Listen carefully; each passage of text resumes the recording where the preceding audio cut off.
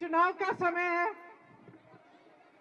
और इस बार चुनाव में यहाँ से उम्मीदवार मेरे बड़े भाई राहुल जी हैं। जानते हैं उनको? जानती हैं? मिली हैं? क्या जानती हैं उनके बारे में? अच्छे नेता हैं। क्यों?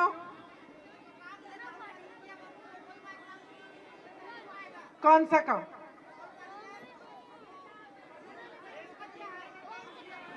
देश जोड़ने का काम किया।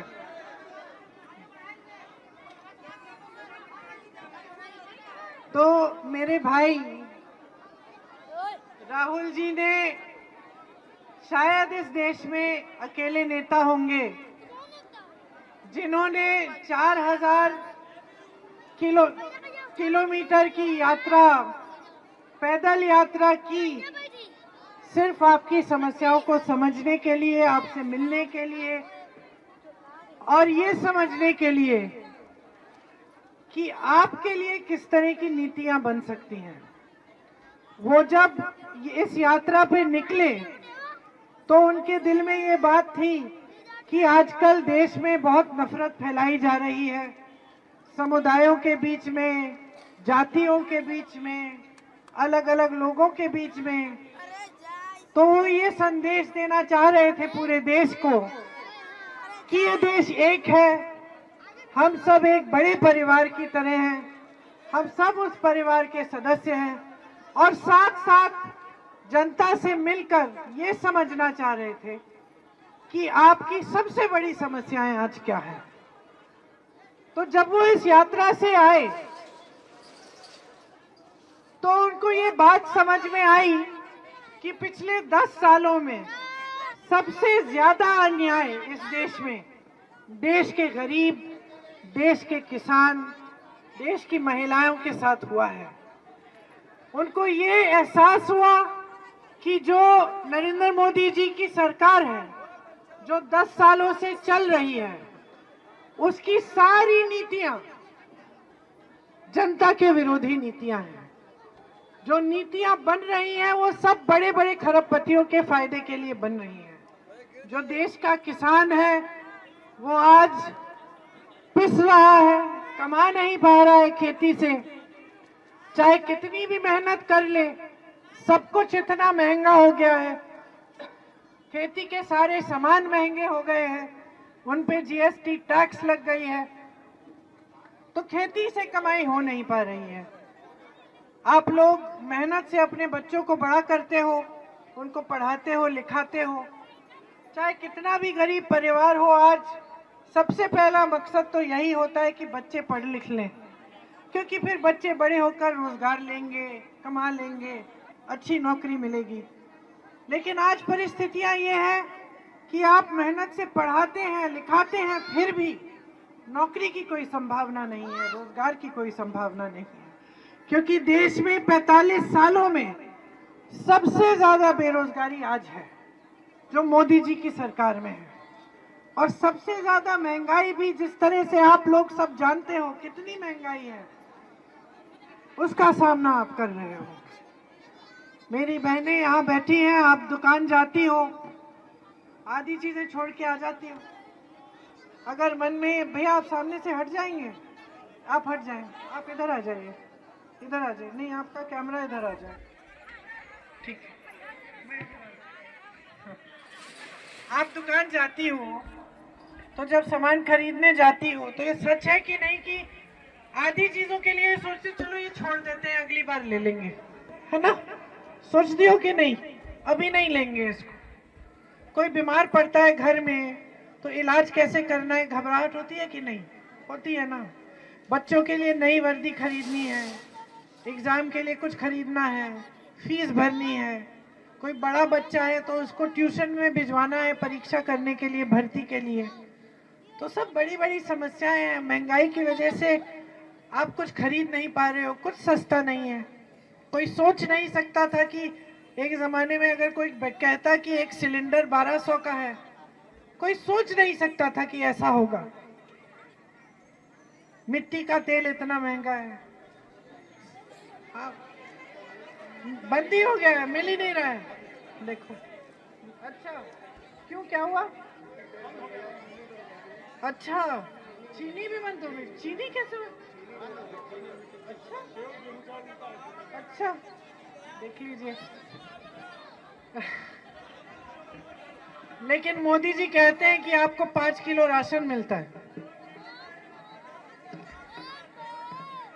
और वो ये भी कहते हैं कि इसी 5 किलो में काम चलाओ, क्योंकि और कुछ नहीं देने वाली है सरकार तुम्हें।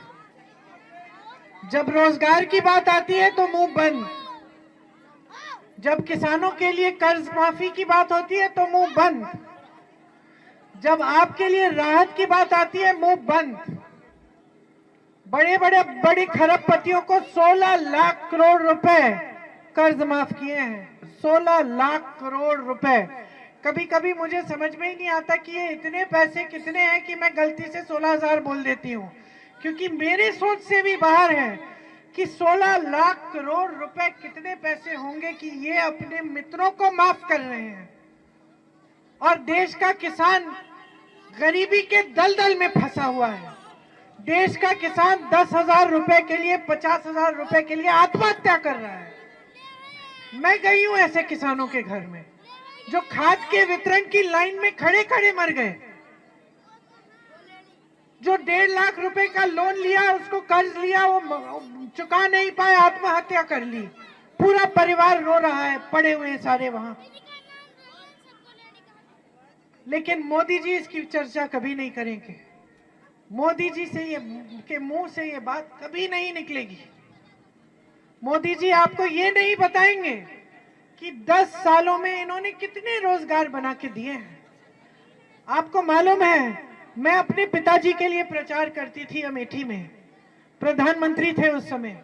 आपको मालूम है क्या प्रचार होता था हमारा प्रचार होता था, हमारे पिताजी ने ये काम किए हैं, BHEL लाए हैं, HAL लाए हैं, आपको रोजगार दिलवाया है, यहाँ से यहाँ तक सड़क बनाई है, वहां पे इतनी सारी पानी की टूटियां लगवाई हैं, पंप लगाए हैं, इंडिया मार्क 1 लगाए हैं। ये होता था हमारा प्रचार। हमारा प्रचार होता कब था कि देखो इतने काम किए हैं और हम इतने काम करना चाहते हैं। इनका प्रचार क्या है? इनका प्रचार है कि कांग्रेस धर्म विरोधी पार्टी है। ये कह रहे हैं धर्म विरोधी पार्टी है। इनका प्रचार है कि कांग्रेस के नेता एक एक्सरे मशीन लाके आपके घरों में घुस के आपके गहने ले जाएंगे। सबसे पहले मैं जानना चाहती हूँ, कोई ऐसी एक्सरे मशीन है जिससे लोगों को गहने मिल जाएंगे? देश का प्रधानमंत्री आपके सामने प्रचार के समय, चुनाव के सामने कह रहा है कि अगर तुम्हारे पास 2 भैंसे हैं तो कांग्रेस पार्टी 1 भैंस चुरा लेगी। आप इस बात पे यकीन कर सकते हो? आप इस बात पे यकीन कर सकते हो कि देश का प्रधानमंत्री खड़ा है, देश में सबसे ज्यादा सत्ता इसके पास है, इनके पास है, सब कुछ है, शोहरत है, सम्मान है पूरे देश का, और ऐसी बातें कर रहे हैं। देश को 70 साल हो गए आजाद हुए हुए, 55 सालों के लिए कांग्रेस की सरकार है। कभी कांग्रेस की सरकार ने धर्म का विरोध किया? इंदिरा जी से प्रार्थना करना सीखा मैंने, इंदिरा जी से धर्म के बारे में सीखा, पिताजी के साथ मंदिरों में गई हूं, माता जी से सीखा, धर्म की परंपराएं, धर्म के असूल इंदिरा जी ने मेरी माता जी को सिखाए। और ये लोग कहते हैं कि हम धर्म के विरोधी हैं। कभी 55 सालों में कोई आपके घर आके आपके गहने ले गया? इंदिरा जी ने अपने गहने दिए देश को, जब जंग थी उन्होंने दिए। जवाहरलाल नेहरू ने जितनी भी उनकी जायदाद थी ज्यादा से ज्यादा देश को दी, जब देश में आर्थिक तंगी थी उन्होंने दी। और ये लोग आपके सामने खड़े होके ऐसे झूठ बोलते हैं। इनको इतना आदर नहीं है जनता का कि जनता के सामने खड़े हो तो सच सच बताएं। आज परिस्थिति इस तरह से बन गई है, बहन आप बोल रही हो, वो वाली पीछे वाली आप बोल रही हो ना बहन, आपके घर में आते हैं। अमेठी में पिछले चुनाव में घरों में गई उम्मीदवार, दुरदुरिया कराया सबको, और उसके बाद शपथ दिलवाया कि भगवान के नाम से शपथ लो कि भाजपा में वोट डालोगे। तो किसके नाम पे वोट ले रहे हैं? भगवान के नाम पे, धर्म के नाम पे। और काम नहीं करना। देखिए भगवान क्या चाहते हैं जनता से, क्या सिखाया है हमारे धर्म ने शुरू से, हमारी धार्मिक परंपरा क्या रही है? अच्छा क्या, अच्छे दिली, अच्छे के लिए अच्छा दिल होना चाहिए, सच्चाई बोलनी चाहिए, सत्य की परंपरा है। हम भगवान राम को क्यों पूजते हैं? भगवान राम जब रावण से लड़े तो सत्ता थी उनके पास, सत्ता को तो नहीं पूजते हम, सत्ता तो रावण के पास थी। बड़े बड़े सोने के रथ किसके पास थे? रावण के पास थे, भगवान राम के पास नहीं थे। भगवान राम वनवास में थे, भगवान राम तो छोटी सी कुटिया में रह रहे थे वनवास में। लेकिन हमारी श्रद्धा किसके साथ है? भगवान राम के साथ है, क्योंकि भगवान राम सत्य की लड़ाई लड़े हैं। क्योंकि भगवान राम किसी से भी मिलते थे, बड़ा आदमी हो, छोटा आदमी हो, गरीब हो, अमीर हो, भगवान राम श्रद्धा से मिलते थे, प्रेम से मिलते थे। इसीलिए हम भगवान राम को पूजते हैं, क्योंकि उनके दिल में सच्चाई थी। तो भगवान राम क्या चाहेंगे आज की देश की जनता से?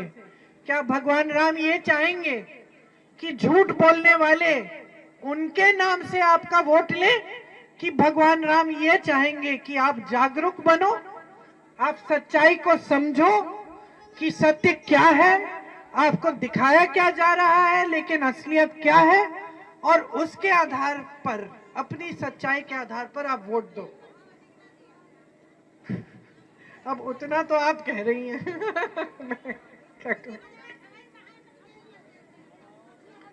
तो वही कह रही हैं आप जो मैं कह रही हूँ कि देखो इतने बड़े नेता बन गए, पूरे देश में ये प्रचार करते हैं भाजपा के नेता कि मोदी जी जैसे कोई नेता इस देश में कभी हुए नहीं है। वो कहते हैं कि मोदी जी दुनिया के सबसे बड़े नेता हैं और दुनिया के जितने भी प्रधानमंत्री और बड़े बड़े नेता हैं वो मोदी जी की ओर दिशा निर्देश के लिए देख रहे हैं। कहते हैं कि नहीं?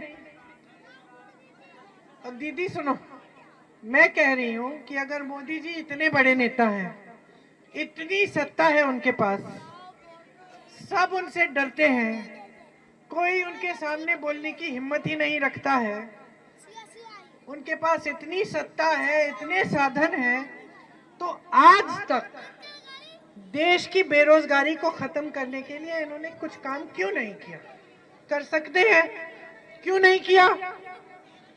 किसानों का कर्ज माफ क्यों नहीं किया? बेरोजगारी को खत्म क्यों नहीं किया? महंगाई को कम क्यों नहीं किया? आज ये परिस्थिति क्यों है कि आपको मिट्टी की तेल नहीं मिल रही है, कि आपको चीनी नहीं मिल रही है? यही परिस्थिति क्यों बनी है इस देश में? अगर इस देश की अर्थव्यवस्था इतनी तेजी से आगे बढ़ रही है जितना ये टीवी वाले आपको दिखाते हैं, तो आपका जीवन खाई में क्यों है? देश की जनता तो आप ही है ना, है ना? तो अगर देश इतना फूल रहा है, फल रहा है, देश की अर्थव्यवस्था इतनी आगे बढ़ गई है, तो आपके जीवन में परिवर्तन क्यों नहीं आया है? तो भाजपा पार्टी जो है आज दुनिया की सबसे अमीर पार्टी बन गई है, दुनिया की सबसे अमीर पार्टी। हमारे और समाजवादी वाले जो नेता हैं, जो कार्यकर्ता हैं, इनसे पूछो, मुफ्त में काम करते हैं। मैं उनको बोलती हूँ जाओ काम करो, गांव में जाओ, ये वो पैसे थोड़ी मिलते हैं उनको, वेतन पे नहीं काम करते, मुफ्त में करते हैं, सेवा का काम करते हैं। भाजपा के जो है उनके बड़े बड़े ऑफिस बना दिए इन्होंने, सबको कुछ ना कुछ पैसा मिल रहा है। कैसे हुआ ये? दुनिया की सबसे बड़ी पार्टी कैसे बनी? अगर आप सबसे ईमानदार नेता हो तो कहां से आया ये पैसा? आपने कहा था दुनिया में जितना भी काला धन छिपा हुआ है वो देश में वापस लाएंगे, आया? हमने तो नहीं देखा, आपने भी नहीं देखा। वो तो कहते थे जी जो जो आएगा उसमें से 15-15 लाख आपके खाते में जाएंगे। आए तो किसके खाते में गए? कहीं इनकी पार्टी के खाते में तो नहीं चले गए कि इतनी अमीर पार्टी बन गई कि इनके नेता इतने सक्षम बन गए। ये कहते हैं हम देश के सबसे ईमानदार नेता हैं, भ्रष्टाचार के खिलाफ अकेले लड़ रहे हैं, इसलिए ये सारी पार्टी इकट्ठी हो गई हैं। अगर ये सबसे ईमानदार नेता है तो ये से इतना चंदा कैसे ले रहे हैं इतने सारे लोगों से? गुजरात में एक पुल गिरा, सैकड़ों लोग मर गए, बह गए पानी में। उस पुल बनाने वाली कंपनी से चंदा किसने लिया? इन्होंने लिया। आपको वैक्सीन लगी, टीका लगा, कोविड वाला टीका लगा, सबको लगा, बच्चों को लगा, बड़ों को लगा, सबको लगा। हम सब उस समय सोच रहे थे कि भगवान जाने ठीक है कि नहीं, लेकिन हमने टीका ले लिया। प्रमाण पत्र मिला, मोदी जी का चेहरा था उस पे। उस कंपनी से 52 करोड़ चंदा लिया इन्होंने। आज पता चल रहा है कि तमाम लोग उस टीके को लेने से, काफी लोग हैं जिनका रिएक्शन हो रहा है, ऐसे गिर के मर रहे हैं। सबको घबराहट हो रही है, सबको घबराहट हो रही है। मुझे भी 2 टीके लगे। हम सब सोच रहे हैं कि भगवान जाने क्या था क्या नहीं था। उससे भी आपने चंदा लिया। आपने ऐसी कंपनियों से चंदा लिया जिसपे आप छापा मार रहे थे, चंदा ले लिया, छापे बंद कर लिए। ऐसी कंपनियों से लिया जिसपे आपने केस लगाए थे, चंदा लिया, केस ठंडे बस्ते में कर दिया।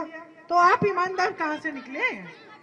आपकी सच्चाई है सामने अब पूरे देश की, पूरा देश देख रहा है। जो वादे किए आपने रखे नहीं, जो बड़े इवेंट दिखाए जा रहे हैं देश को कि देश की बड़ी तरक्की हो रही है, वो तरक्की देशवासियों के घरों में तो आ नहीं रही है। आप महंगाई से इनको पीस रहे हो, कमा नहीं पा रहा है कोई, बेरोजगार तमाम युवा है। 30 लाख पद आपने खाली रखे हुए, किस लिए, किसको देंगे? खाली पद है, खाली नौजवान है, पद तो दे दो जो पड़े हैं, वो भी नहीं दिए।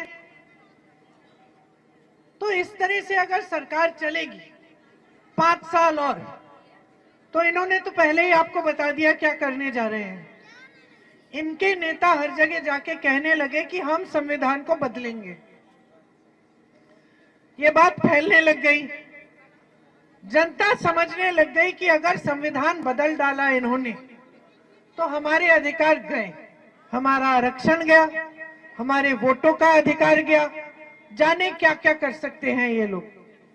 जब ये बात फैलने लग गई तो अचानक मोदी जी को लगा कि अरे अब वोट नहीं मिलेगा, क्योंकि जनता में ये बात फैल गई है तो जनता नाराज हो जाएगी। तो अब मंचों से कहने लगे हैं कि नहीं नहीं, हम संविधान को नहीं बदलेंगे। फिर तुमने अपने नेताओं से क्यों कहलवाया सब जगह? क्योंकि नियत तो तुम्हारी यही है, नियत तो यही है कि जनता के अधिकारों को कमजोर करो। इसका प्रमाण आपने देख लिया है। ये मीडिया खरी है, आजकल आपको कुछ सच्चाई नहीं दिखती टीवी पे। क्यों नहीं दिखती?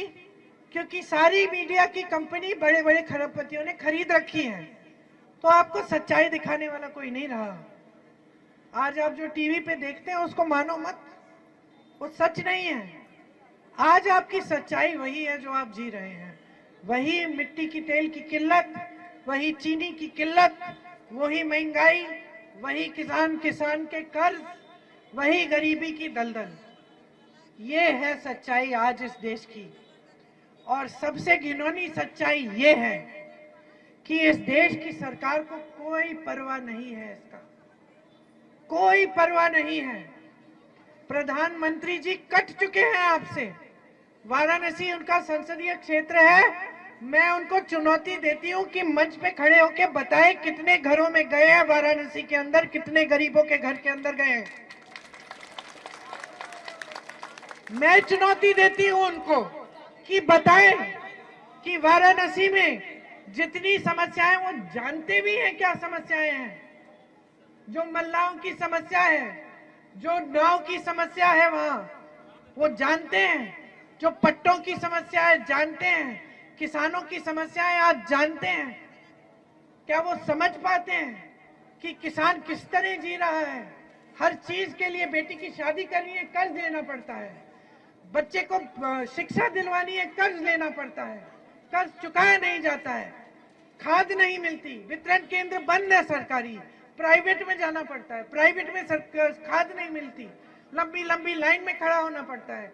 क्या प्रधानमंत्री को बताने वाला कोई है भी? सारे सलाहकार डरपोक हैं, डरते हैं उनसे, चमचों से इर्द गिर्द भरे हुए हैं। चमचा तो वही बताता है जो सुनना चाहता है नेता। कट गए हैं एकदम आपसे।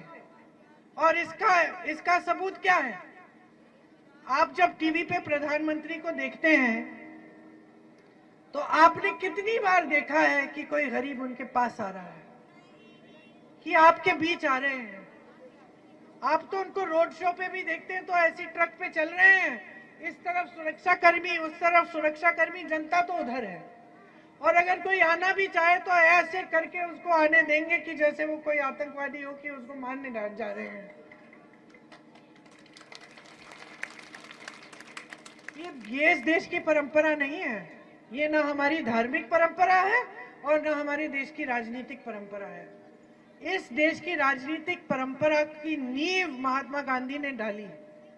महात्मा गांधी सब चीज धर्म के आधार पर करते थे, मतलब सत्य का पथ को पकड़ा था और सत्य के पथ पे चलते थे। इतने बड़े साम्राज्य को शिकस्त देने वाले महात्मा गांधी इकलौते थे इस पूरी दुनिया में जिन्होंने अहिंसा, बगैर हिंसा किए इस साम्राज्य को पटका। इकलौते ऐसे नेता थे। जब महात्मा गांधी जी को गोली लगी तो उनके मुंह से क्या निकला? क्या निकला? हे राम, हे राम निकला। वो एकदम एक धार्मिक इंसान थे और इसीलिए उनको महात्मा का नाम दिया था। एक महान आत्मा थे जिसने इस देश की राजनीति का आधार डाला, नींव डाली। और वो नींव ये थी कि सत्य के पथ पे चलना है, सेवा करनी है और जनता को हर पल सर्वोपरि रखना है। यही इस देश की राजनीति रही है। इंदिरा गांधी प्रधानमंत्री थी, आपके घरों में आती थी। मैं छोटे से छोटे दूर दराज इलाकों के गांव में जाती हूँ तो कोई बुजुर्ग महिला या पुरुष मिलते हैं, कहते हैं कि तुम्हारी दादी यहाँ आई थी तुमसे पहले। आज सुविधा है, गाड़ी है, हवाई जहाज है, हेलीकॉप्टर है। उस समय कोई सुविधा भी नहीं थी लेकिन वो पहुंच जाती थी। उनकी फोटो है, हाथी पे चढ़ के जा रही है गांव में जहां रास्ता नहीं है, कि किसी न किसी तरह संकट में है मेरे लोग, किसी न किसी तरह से मुझे जनता के पास पहुंचना है। और आज ये प्रधानमंत्री जो आपकी संकटों के बारे में सुनना ही नहीं चाहते, आपके बीच आना ही नहीं चाहते। आप टीवी में देखते हैं साफ सुथरे कुर्ते पजामे में, एक बाल इधर से उधर नहीं, कोई इनके पास नहीं, उनकी परछाई ही दिखती है। बस ऐसे ऐसे दो चार नेताओं को भी नहीं खड़ा करते, सब दूर दूर रहते हैं उनसे। जनता से तो एकदम कट गए हैं। सच्चाई ये है कि अगर आज आप बदलाव नहीं लाओगे देश में तो ये देश जिस खाई में जा रहा है उससे निकलेगा नहीं। और मैं इसलिए कह रही हूं क्योंकि अलग अलग स्तर पे क्या हो रहा है। एक तो समाज में फूट डाली जा रही है, समाज में फूट डाली जा रही है, आपको डराया जाता है, आपको बहकाया जाता है, आपका ध्यान भटकाया जाता है, आपकी बात नहीं होती। आपकी बड़ी बड़ी समस्याएं हैं, उन समस्याओं की बात नहीं होती। महंगाई, बेरोजगारी, महिलाओं पे जो अत्याचार हो रहे हैं, ये सब बातें नहीं होती। बातें होती है फिजूल की। धर्म के नाम पे वोट लिया जा रहा है। सारे नेताओं की आदत बिगड़ गई है। सुन लीजिए, बच्चों की आदत आप ठीक कर लेती हैं। बच्चा गलत करता है, झूठ बोलता है, टोक देती हैं, थप्पड़ भी मार लेती है, कभी कभी डांटती है ना। नेताओं की आदत क्यों बिगड़ने दे रही है? नेता समझ गया है, चुनाव के समय में आऊंगा, धर्म की बात करूंगा, जनता के जज्बातों को उभारूंगा, वोट मिल जाएगा। मैं खुश, जनता जाए अपने घर और मुझे काम करने की कोई जरूरत नहीं है। एक जमाने में आप इंदिरा जी की जवाबदेही लेते थे। राजीव गांधी जी आते थे, प्रधानमंत्री थे, आते थे, महिलाएं उनसे पूछती थी, अच्छा भैया आपने कहा था कि यहाँ पे आप नलका लगवाएंगे, ये नलका नहीं लगा है, ध्यान से सुन लो भैया, प्यार बहुत करते हैं तुमसे लेकिन तुम्हें वोट नहीं देंगे, तुम नलका नहीं लगाओगे। ये थी हमारी राजनीतिक परंपरा। और प्रधानमंत्री श्रद्धापूर्वक जनता की बात सुनते थे, उनकी डांट सुनते थे और कहते थे हाँ हम कर लेंगे, ये आपके 6 महीनों में हम करके दिखाएंगे, क्योंकि जवाबदेही थी। आज आदत बिगड़ गई है, आदत इतनी बिगड़ गई है कि मोदी जी से लेके छोटा से छोटा भाजपा का नेता आपके काम करने में कोई दिलचस्पी नहीं दिखा रहा है। वो सिर्फ सोचता है कि धर्म का नाम लो, भगवान का नाम लो और वोट मिल जाएगा। और ये आपको बदलना ही पड़ेगा, क्योंकि अगर ऐसे चलते चले गए हम तो आपके बच्चों का भविष्य नहीं बनने वाला है। आज चुनाव चल रहा है, पूरे देश में चुनाव है, चुनाव के बहुत सारे चरण हो चुके हैं। आज तक ये लोग मंच पे खड़े होकर सिर्फ यही बातें कर रहे हैं, कोई भैंस चुराने वाली बात, कोई मंगलसूत्र वाली बात, कोई धर्म की बात, कोई मंदिर मस्जिद की बात, ये सब बातें हो रही हैं, लेकिन असली बात नहीं हो रही है। और असली बात करने का समय आ गया है। आपको अपने भविष्य का और अपने बच्चों के भविष्य के बारे में सोचना है। भविष्य बनाना है बच्चों का, तो अभी से शुरू करो। कांग्रेस पार्टी गारंटी लाई है। गारंटी का मतलब है कि जो हम कह रहे हैं वो करके दिखाएंगे।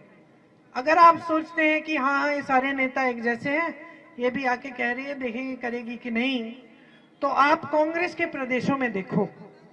कर्नाटका, तेलंगाना और हिमाचल प्रदेश में कांग्रेस की सरकार है। उससे पहले राजस्थान और छत्तीसगढ़ में भी थी। मैं आपको बताती हूँ और आप जानकारी कर लो, आप पता कर लो।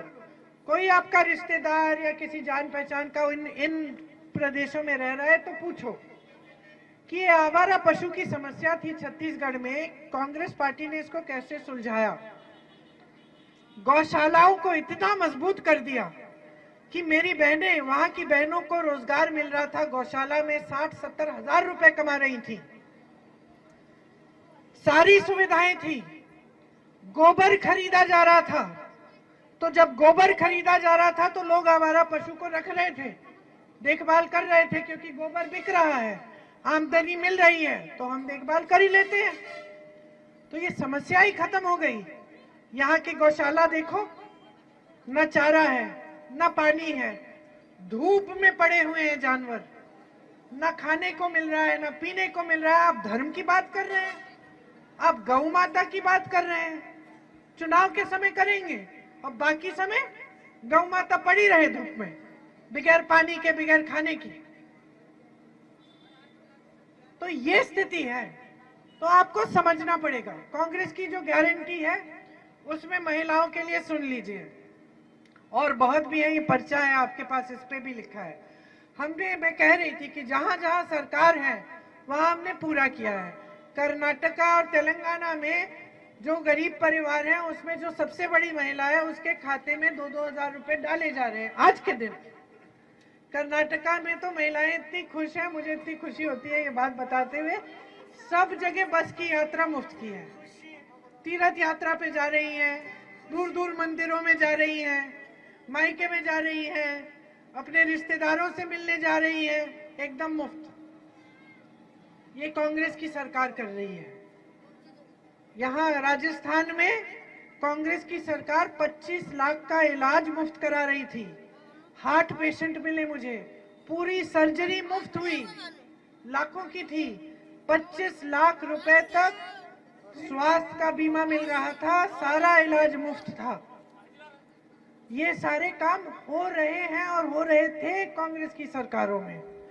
आज हम जो गारंटी लाए हैं उसमें हम कह रहे हैं देश भर में गरीब परिवार की जो सबसे बड़ी महिला है उसके खाते में हम 1 लाख रुपए सालाना डालेंगे। ये बनता है हर महीने 8,500 रुपए। तो हर महीने 8,500 रुपए आपके खाते में जाएंगे ताकि आप बचत कर पाए, आप अपने परिवार के लिए कुछ कर पाए। आशा, आंगनवाड़ी और जो मिड डे मील वाली महिलाएं हैं उनका जो मानदेय है उसको बढ़ाया जाएगा। जो केंद्र का उसमें श्रेय है वो दुगना किया जाएगा। महिलाओं के लिए 50% सरकारी जो नौकरियां हैं वो महिलाओं को दी जाएंगी। नौजवानों के लिए जो स्नातक पास बच्चे हैं उनके लिए एक अप्रेंटिसशिप का प्रोग्राम आएगा, ताकि जब तक आपको स्थायी रोजगार नहीं मिले तब तक आपको ऐसा रोजगार मिलेगा जिसमें आप सीख पाए कुछ, और साथ साथ आपको 1 लाख रुपए सालाना आपकी आमदनी हो जाएगी। इसके अलावा 5,000 करोड़ रुपए का फंड बनेगा, सरकार बनाएगी, जिससे अगर जो नौजवान अपना कारोबार खोलना चाहे या अपना छोटा बिजनेस बनाना चाहे उसकी सुविधा हो जाएगी, उसको उस फंड से पैसे मिलेंगे।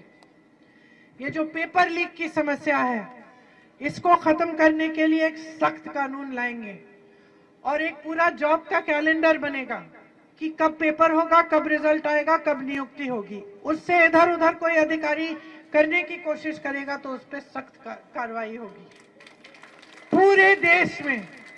पूरे देश में श्रमिकों का शोषण होता है। ठेकेदार ठीक वेतन नहीं देते। हम कह रहे हैं कि श्रमिकों के लिए एक न्यूनतम 400 रुपए प्रतिदिन का वेतन मिलना ही पड़ेगा। ये कानून बनेगा, ये आपका अधिकार बनेगा। इसके साथ साथ 30 लाख पद खाली पड़े हैं सरकारी, इनको भरने का काम कांग्रेस करेगी, जो मोदी जी ने नहीं किया है। किसानों के लिए जितने भी सामान आप खेती के लिए इस्तेमाल कर रहे हो वो हम जीएसटी से मुक्त करेंगे। हमने पहले भी किसानों के कर्ज माफ किए हैं, छत्तीसगढ़ में किए, राजस्थान में किए। हम पूरे देश भर में एक किसानों के कर्ज का एक स्थायी आयोग बनाएंगे, ताकि जब आप कर्ज में हैं, डूबे हैं और आपको सहायता की जरूरत है, आप उस आयोग में जाकर सहायता पा सकेंगे। एमएसपी जो है, जो न्यूनतम समर्थन मूल्य है, वो कानूनी अधिकार बन जाएगा किसानों का। जो भी सरकार आएगी हमारे बाद, वो कानून होगा कि आपको न्यूनतम समर्थन मूल्य देना ही पड़ेगा, कोई सरकार पीछे हट नहीं पाएगी। इसके अलावा भी बहुत सारी ऐसी गारंटी हैं जो सारी मुझे याद नहीं है, इन पत्रों में आपको मिलेंगी, आप इनको ध्यान से पढ़िए। हमने करके दिखाया और हम करके दिखाएंगे। मैं कहना चाहती हूं जाने से पहले कि मेरी माताजी ने आपकी सेवा की, मेरी दादी जी ने आपकी सेवा की, दादाजी ने भी की, उनसे पहले पंडित नेहरू जी ने भी यहाँ पे किसानों के साथ आंदोलन किया, गिरफ्तार हुए, उनके पिताजी भी गिरफ्तार हुए। मेरे पिताजी ने अमेठी क्षेत्र में खूब सेवा की, इंदिरा जी शहीद हुई, उस समय आप ही की सांसद थी, पिताजी भी शहीद हुए, उस समय अमेठी के सांसद थे। पूरे परिवार ने हमेशा एक सेवा और समर्पण की परंपरा बनाई है आपके साथ, और आपने अपार प्रेम दिया है, इतना प्रेम दिया है, इतना सम्मान दिया है कि हम जीवन भर उसे चुकाने की कोशिश करें तो नहीं चुका पाएंगे। हमारी पीढ़ी दर पीढ़ी चुकाने की कोशिश करेगी तो नहीं चुका पाएगी। हम आपके प्रेम और आपके समर्थन के लिए बहुत आभारी हैं। मैं आपसे कहना चाहती हूं कि मेरे भाई, अगर आपके सांसद बनेंगे तो दिन रात एक करेंगे, आपके लिए कंधे से कंधे मिलाकर आपकी समस्याओं को सुलझाने के लिए काम करेंगे, आपके लिए खड़े होंगे। उनके चरित्र के बारे में कुछ बताना चाहती हूँ। वो हमेशा सच बोलते हैं और कभी कभी मुझे भी उनका सच कड़वा लगता है। कभी कभी मुझसे भी ऐसी चीज कह देंगे कि मुझे लगता है कि उफ, क्या जरूरत थी मुझे बोलने की। बाद में सोचती हूँ कि सही बात बोली भाई ने, क्योंकि भाई हमेशा सच्चाई बोलते हैं, उनके चरित्र में ही है। वो आपको यहाँ के आपको गुमराह नहीं कर सकते, आपको फुसला नहीं सकते, झूठ नहीं बोलेंगे। और दूसरी बात यह है उनके चरित्र के बारे में कि बचपन से ही वो अन्याय नहीं सहना जानते। अन्याय जहां देखते हैं वो लड़ जाते हैं। उनको पसंद नहीं है बिल्कुल कि किसी के साथ अन्याय हो। तो देख रहे हैं कि जनता के साथ बहुत अन्याय हो रहा है, जनता को बार बार गुमराह किया जा रहा है, बार बार ध्यान जनता का भटकाया जा रहा है। तो मैं आपसे कहना चाहती हूं कि वो हमेशा आपसे सच ही बोलेंगे और हमेशा न्याय की लड़ाई में आपके साथ खड़े रहेंगे। आपके लिए समर्पित है, मैं भी समर्पित हूं। आपसे उम्मीद यह है कि वोट डालने के समय आप पूरी जिम्मेदारी से सोच समझकर अपना वोट डालेंगे और अपने ही पक्ष में डालेंगे, अपने ही परिवारों को सक्षम बनाने के लिए, अपने ही भविष्यों को मजबूत बनाने के लिए डालेंगे। आपने बहुत ध्यान से मेरी बातें सुनी, खासतौर से मेरी बहनें ने। बहुत बहुत धन्यवाद। जय हिंद। बड़ी से बड़ी खबर, क्राइम से लेकर राजनीति तक किस नेता ने 5 साल में क्या काम कराया।